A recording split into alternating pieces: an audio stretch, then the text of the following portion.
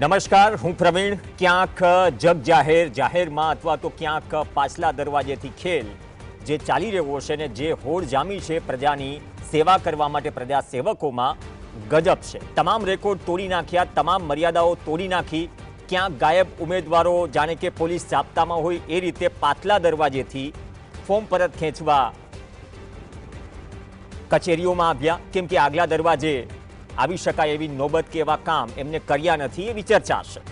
આક્રોશનો સામનો પણ કરવો પડે. તો વડોદરામાં જે હાથાપાઈ થઈ તેને પણ તમામ રેકોર્ડ તોડી નાખ્યા. જે ફોર્મ પરત ખેંચવા જાય છે એક તો એના પક્ષના કાર્યકર્તાઓ એમને સમજાવે છે, બીજી તરફ જે કોંગ્રેસના નેતા કે અમિત ચાવડાથી માંડીને તમામે રાજ્ય ચૂંટણી પંચને જે રજૂઆત કરી એ હતી કે તમામ રીતે અમારા ઉમેદવારોને દબાવવામાં આવે છે, એટલા માટે તો ઘણી જગ્યાએ અજ્ઞાત સ્થળે લઈ જવાયા. પરંતુ આજે છેલ્લો દિવસ હતો, કતલની રાત તો નીકળી ગઈ, પરંતુ 6 વાગ્યા પહેલા જે દ્રશ્યો એ ગોંડલ હોય, સૂત્રાપાડા હોય, વડોદરા હોય, સુરત હોય, ડાંગ હોય, આ તમામ જગ્યાએથી કોંગ્રેસનો સીધો આક્ષેપ છે કે તમારી પાસે વિશ્વની સૌથી મોટી પાર્ટી છે, ધનબળથી માંડીને બધું જ છે, તમને તમારા કરેલા કામોમાં આટલો વિશ્વાસ અને દમ છે, તો અમારા ઉમેદવારો કેમ લઈ જાઓ છો? એ જ સવાલ વિપક્ષને થાય. ઉમેદવારો ડરી જાય એવા ઉમેદવારો કેમ પસંદ કરાય છે? જેમ કે બાદમાં આવે તો ફેરવી પણ તોડવામાં આવે. સૂત્રાપાડાના પણ દ્રશ્યો હતા, આમાં દ્રશ્યોમાં કોઈ કમી નથી. આ સૂત્રાપાડાના દ્રશ્યો છે. આવી મારામારી તમે અગાઉ પણ જોઈ હશે, પણ એક અલગ લેવલની મારામારી છે. ઉમેદવારી ખેંચવાની બાબતે આ મારામારી થઈ રહી છે ને ગજબ. તમે નહીં, હું સેવા કરીશ જનતાની, મારે જ સેવા કરવી છે. ભલે પછી મારે કોકનો કાથલો પકડવો પડે, કોક સાથે મારામારી કરવી પડે, તો આ બધી જ પ્રક્રિયા એની થઈ રહી છે. ધારાસભ્ય ભગવાન બારડના ભત્રીજા અને કોંગ્રેસના કાર્યકર્તાઓ વચ્ચે મારામારીના દ્રશ્યો છે. સૂત્રાપાડા મામલતદાર કચેરીના દ્રશ્યો છે. વિજુ બારડે કોંગ્રેસના ઉમેદવારનું ફોર્મ પરત ખેંચવાનો પ્રયાસ કર્યો હતો તેવો આક્ષેપ લાગ્યો. આ નામ અગાઉ જીએસટી કૌભાંડમાં પણ ઉછળી ચૂક્યું છે, વિવાદમાં આવી ચૂક્યું છે. પણ આવી નોબત કેમ આવે? આ સુરતના દ્રશ્યો છે. સુરત તો કદાચ ઉદાહરણ આપવામાં સૌથી મોટું છે, કેમ કે લોકસભાના ઉમેદવાર જ બિનહરીફ થઈ ગયા હતા. તો પછી તાલુકા પંચાયત, જિલ્લા પંચાયત કે પછી નગરસેવક માટે તો શું? તો આ જે ખેંચમખેચ ચાલે છે, અથવા તો વડોદરામાં ધારાસભ્ય શૈલેષ સોટા અને કોંગ્રેસના કાર્યકર્તાઓ વચ્ચે ઝપાઝપી થઈ, કાર્યકર્તાઓને ગોંધી રાખવામાં આવ્યા અથવા તો લઈ ગયા. ડાંગમાં તો એવું કહેવામાં આવ્યું કે ભાઈ પાછલો દરવાજો ખાસ એટલા માટે ખોલવામાં આવ્યો કેમ કે પોલીસ બનીને ભાજપના કાર્યકર્તાઓ આવ્યા ને કોંગ્રેસના ઉમેદવારના પાછલા દરવાજેથી લઈને ફોર્મ ખેંચવા માટે આવ્યા. હવે તમે કહેશો કે જે પરિસ્થિતિઓ થઈ રહી છે એ હાઈ વોલ્ટેજ ડ્રામામાં આ જનતાના સેવકો જે બનવા અધીરા બન્યા છે એ સાબિત શું કરવા માંગે છે? અથવા તો પાર્ટીનો ખુલ્લો દોર છે, તમારે કરો, અમે જોઈ લઈશું. પ્રજાના ભલે આજે પણ બાટલા માટે કાળાબજારીમાં પૈસા ચૂકવવા પડે, 5 રૂપિયા ચાના વધી જાય કોઈ ચિંતા નથી, ચૂસકી મારજો. પરંતુ એક વખત તમે નેતા બની ગયા તો પછી ગઈ ચૂંટણી અને આ ચૂંટણીમાં જે એફિડેવિટ જમા થાય છે એમાં જે સંપત્તિમાં ફરક આવે છે એમાં રાજુ કરપડા પણ બાકાત નથી. તો આ બધી વસ્તુઓ થયા કરે. તો આ તો ગુજરાતે સમગ્ર દ્રશ્યો જોયા. હવે તમને દેવ દુર્લભ જે શબ્દ ભાજપના કાર્યકર્તાઓ માટે વપરાય છે એવો દેવ દુર્લભ કિસ્સો તમને દેખાડીશું જૂનાગઢથી. આ જેને પત્ર લખ્યો છે, પત્ર એવા વ્યક્તિએ લખ્યો છે કે જેમના પિતા 1981માં પહેલી વખત ભાજપમાં ચૂંટાયા, બીજી પેઢી છે. સાવર ડેરીના પૂર્વ ડિરેક્ટર અને ભાજપના બહુ સિનિયર કાર્યકર્તા, સિનિયર નેતા. તેઓ જિલ્લાના મહામંત્રી પણ રહી ચૂક્યા છે, રાજુ બોરખતરિયા. તેમને જે વાત કહી છે એ છે કેમ કે ભાજપમાં દેવદુર્લભ ઘટના તમને ગુજરાતના ઇતિહાસમાં ક્યાંય જોવા નહીં મળે. હું કહીશ કે ભાજપના નેતાનું ફોર્મ રદ થયું ટેકનિકલ કારણોસર. તમે કદાચ અચરજમાં પડી જશો, ભાજપના નેતાનું ફોર્મ રદ થઈ શકે ટેકનિકલ કારણોસર? એ પાર્ટીના કે જે પાર્ટીની ઓફિસમાં રાજકોટ મ્યુનિસિપલ કોર્પોરેશનના કર્મચારી ખુદ ફોર્મ ભરાવા જતા હોય અને મીડિયા સામે ઘેરાઈ જતા હોય, એ પાર્ટી, જે પાર્ટી વકીલોની ફોજ ઉતારી દે, દરેક પાર્ટી પાસે છે આમ તો, પણ એક્યુરેસી હોય છે. પણ આ કિસ્સો જરા ગ્રાફિક્સમાં પણ ચાલે છે, જરા વાંચજો. તમે પણ કહેશો કે ખરેખર દેવ દુર્લભ ઘટના છે. આવી ઘટના તો ભાગ્યે જ જોવા મળે અને કદાચ ઐતિહાસિક ઘટના ગુજરાતના ઇતિહાસમાં ભાજપમાં બની છે જ્યારથી સત્તામાં છે. જૂનાગઢ જિલ્લા પંચાયતના ભાજપના ઉમેદવારનું ફોર્મ રદ થયું, જેની વાત થઈ રહી છે. કણજા બેઠકના ઉમેદવાર હતા ભીમા ડાંગરનું ફોર્મ રદ થયું. ઉમેદવારી પત્રમાં ક્ષતિ હતી. ઉમેદવારની જે પુત્રી છે એનું ડમી ફોર્મ ભરવામાં આવ્યું. હવે આ જે ઉમેદવાર હતા જેનો મેન્ડેટ આવ્યો એ કોણ છે? એ સાવર ડેરીના ચેરમેન દિનેશ ખટારિયાના વેવાય છે. એને ટિકિટ આપવામાં આવી. એનું કારણ એ છે કે દિનેશ ખટારિયાના પરિવારમાં જે ટિકિટ મળી રહી હતી 3 ટર્મ પૂરી થઈ ગઈ તો પાર્ટીનો નિયમ છે કે 3 ટર્મ પછી ટિકિટ નહીં મળે.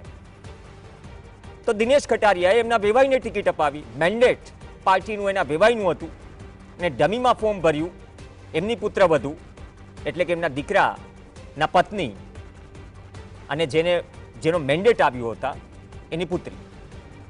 હવે આ બધું જ થયું તો ટેકનિકલ કારણોસર ફોર્મ રદ થયું. ફોર્મ રદ થયું તો ફોર્મ રદ થયા બાદ જે ડમી ઉમેદવાર છે એટલે કે દિનેશ ખટારિયાના પુત્રવધુ અને જેનું ફોર્મ રદ થયું છે ભીમા ડાંગર એના પુત્રી, ટેકનિકલી એનું ફોર્મ પાસ થઈ ગયું. એટલે કે 3 ટર્મ ચૂંટણી લડવાનો જે નિયમ છે એના કારણે ટિકિટ નહીં મળે તો આ રીતે મળી ગઈ. ખુદ ખુલ્લેઆમ ભાજપના સિનિયર નેતા રાજુબર ખતરિયા કહી રહ્યા છે કે જિલ્લા સંગઠન અને દિનેશ ખટારિયાએ ભાજપના પ્રદેશ નેતૃત્વને મૂર્ખ બનાવ્યું છે અને ભાજપની આબરૂનું ધોવાણ થઈ રહ્યું છે. પત્ર પણ લખ્યો છે.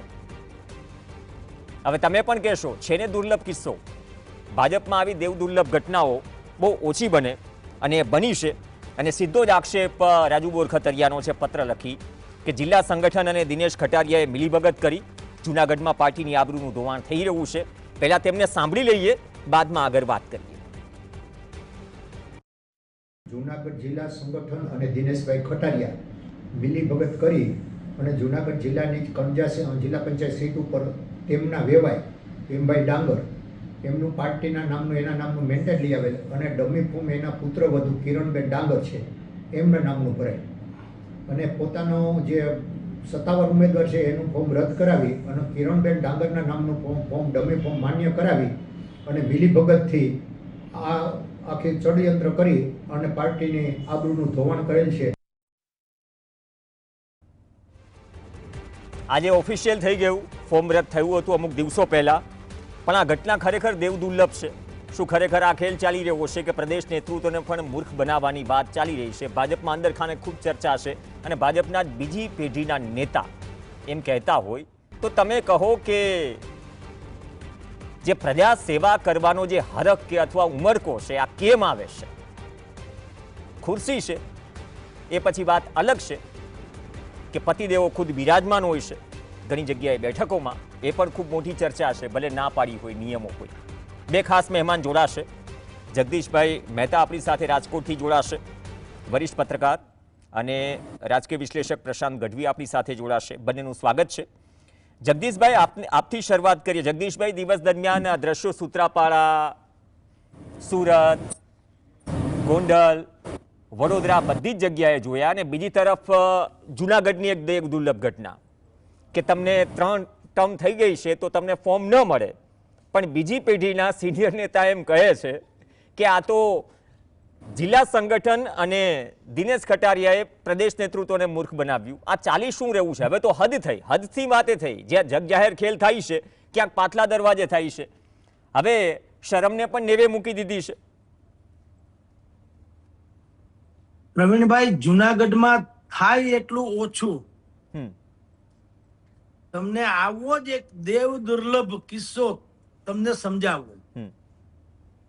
કોર્પોરેશનની ચૂંટણી હમણાં આવી ગઈ હતી જુનાગઢમાં. ગિરીશ કોટેચા એ એવું નામ છે કે જુનાગઢનું સરનામું ગણાય. સાંભળજો, મોટા રોટલે પાણીએ મોટો માણસ છે, બાકી બધું ઠીક જ છે, પણ એની હાર કોઈ કાળે સંભવ નથી ને મોટા ભાગે ઈ ડેપ્યુટી મેયર રહ્યા કર્યા. સાંભળો, જ્યાં સુધી હાઈકમાન્ડની સારી નજરમાં હતા ત્યાં સુધી. કોર્પોરેશનની ચૂંટણી આવી, ગિરીશ કોટેચાને ટિકિટ ન મળી, જેમ આ કેસમાં તમે કહો છો એમ ભીમા ડાંગર જે વેવાય છે એને ટિકિટ મળી, ઓલા 3 ટર્મ લડ્યા એને ન મળી, એના જેવી જ હાલત કહું. ગિરીશ કોટેચાને ટિકિટ નહોતી મળી, એના દીકરાને ટિકિટ મળી. ટિકિટ તો મળી, એનો એરિયા બદલાવી દેવામાં આવ્યો, વોર્ડ નંબર જુદો. એ જુદા વોર્ડમાંથી લડ્યા, 4 જણા લડ્યા, એમાં 3 અજાણ્યા જીતા. અને ગિરીશ કોટેચા જે મેં કીધું એમ ભારતીય જનતા પાર્ટીનું સરનામું ગણાય, એનો છોકરો હારી ગયો. હવે આ દેવ દુર્લભ ઘટના ત્યારે બની હતી, જે અત્યારે તમે જેની ચર્ચા એના જેવું જ, એની માસીનો છોકરો. એ એટલા માટે કોઈ હાઈકમાન્ડને મૂર્ખ બનાવી ગયું નથી. હાઈકમાન્ડની સ્વીકૃતિ, મંજૂરી અથવા તો રાજીપાથી જ બધું થતું હોય છે. જુઓ, તમે ઓર્ગેનાઇઝ ક્રાઇમ એવો શબ્દ સાંભળ્યો હશે પ્રવીણભાઈ, બરાબર? Organise crime. આપણે ત્યાં ઓર્ગેનાઇઝ પોલિટિક્સ ચાલે છે. કોને જીતાડવા, કોને હરાવવા, એ પણ હવે અહીંયા સંભવ છે એમ કહું છું. નહીં તો તમે મને કહો કે 3 અજાણા મિત્રો, એમાંથી પણ એક તો પાછો બીજી પાર્ટીમાંથી આવ્યા હતા અને મોટા ભાગે જીતા પછી પાછા કહેતા મારે રાજીનામું આપી દેવું. આવા માણસો જીતા જાય અને ગિરીશ કોટેચા જે વર્ષો સુધી ડેપ્યુટી મેયર તરીકે રહ્યા અને જુનાગઢનું ઠેકાણું હતું, એના છોકરો હારી ગયો. આ કઈ સ્વયંભૂ ભયંભૂ હોય નહીં. તો આ કિસ્સામાં પણ શું એવું થયું હશે, કેમ કે ઘટના 2 દિવસ પછીની છે, લેટર અને બાઇટ્સ આજે આવ્યા છે, અને જુનાગઢ તો આમ પણ તમે સમજો છો, તમારાથી તો બહુ નજીક છે રાજકોટથી, અને તમે સતત તમારી નજર હોય છે જે કંઈ પણ ચાલી રહ્યું છે છેલ્લા 1 વર્ષથી, એ પણ દેવ દુર્લભ છે. મૃગી કંડમાં મૃગી કુંડ છે, ત્યાં ગિરનારમાં ભવનાથ તળેટીમાં મૃગી કુંડમાં એમ કહે છે કે જેટલા સંતો નાવા એમાં સ્નાન કરવા જાય છે, એમાંથી જે સત સંત જેને કહી શકાય એવા કેટલાય અદ્રશ્ય થઈ જાય અને બાકીના કેટલાક પાછા નીકળે, બાકી બધા અદ્રશ્ય થઈ જાય. તો એ ખાલી ભવનાથની તળેટીમાં નહીં, એ જુનાગઢના રાજકીય તળેટીમાં પણ આવું જ થાય. કેટલાક અદ્રશ્ય થઈ જાય, કેટલાક પાછા જીવતા રહે અથવા તો બજારમાં ટકી રહે. એટલે જુનાગઢમાં મારું તમને કહેવાનું એ છે, એમાં હાઈકમાન્ડને કોઈ આશ્ચર્ય ન થયું હોત, નથી થવાનું. કણજા બેઠક ઉપર ભીમાભાઈ ડાંગરનું ફોર્મનું રદ થવું અને અત્યારનો કકળાટ ને પત્ર લખીને જાય છતાં કોઈ કાંઈ હાઈકમાન્ડ કોઈની સામે એક્શન બેક્શન નથી લેતું, કારણ કે ઓર્ગેનાઇઝ પોલિટિક્સમાં આ એક ભાગ છે. આપની જાણ ખાતર. ઓકે, પ્રશાંતભાઈ, જે જગદીશભાઈએ વાત કરી કે આ તો શું પાર્ટીને પણ ખબર હશે, પણ બાકી બધી જગ્યાએ જે થઈ રહ્યું છે, ડાંગમાં કહ્યું કે એક કોંગ્રેસના ઉમેદવાર છે તો પાછળથી જાપ્તાની જેમ પાછલા દરવાજેથી લાવવામાં આવ્યા કચેરીના. બાકી વડોદરાના તમે દ્રશ્યો જોયા, સૂત્રાપાડાના દ્રશ્યો જોયા, આ થઈ શું રહ્યું છે?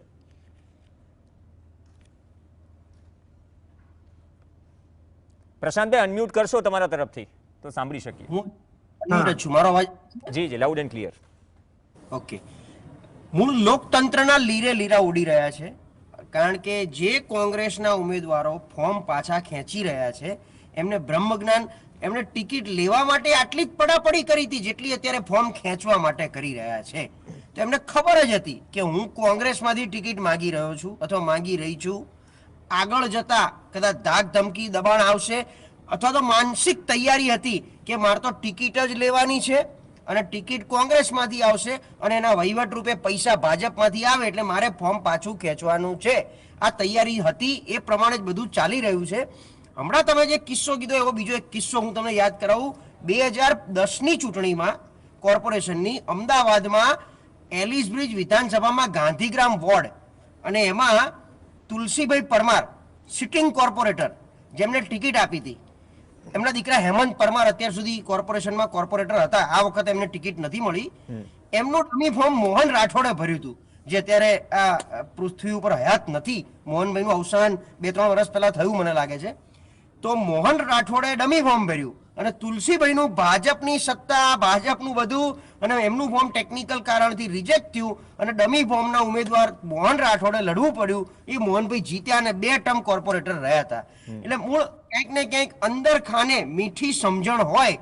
તમે જેમ કહો છો મોડી મંડળને આંખ મીચોલી ના કરી હોય, મોદી મંડળે જ કીધું હોય કે ભાઈ અમારે આ જે પ્રોટોકોલ કે પોલિસી બનાવી છે 3 ટર્મની એ તૂટી ના જાય એટલે તમારે ડમી ફોર્મમાં રહેવાનું અને ગમે તેમ કરીને અમે તમને સિસ્ટમમાં ઇન કરી દઈશું. એટલે ક્યાંક દોરી સંચાર ઉપરથી આવો થયો હોય કે આ કારણથી ફોર્મ રદ કરાવવાનું છે. હવે રહ્યો સવાલ કોંગ્રેસના જે ઉમેદવારો ફોર્મ પાછા ખેંચે છે. હું ભાજપને છેલ્લા 3 દિવસથી, કારણ કે મેં તો જિંદગીમાં પહેલી વાર, અને જગદીશભાઈ આપણા સિનિયર આટલા જગદીશભાઈએ કદાચ સ્થાનિક સ્વરાજની ચૂંટણીમાં આવી રીતે રિસોર્ટ પોલિટિક્સ નહીં જોયું હોય. એમણે જોયું હોય તો મને લાગે છે કે આ લોકતંત્ર આવું જ ચાલશે, પણ એમણે નહીં જોયું હોય. અને મેં તો જિંદગીમાં પહેલી વાર કે સ્થાનિક સ્વરાજના ઉમેદવારોને ભેગા કરીને રિસોર્ટમાં રાખવા પડે, અજ્ઞાતવાસમાં લઈ જવા પડે.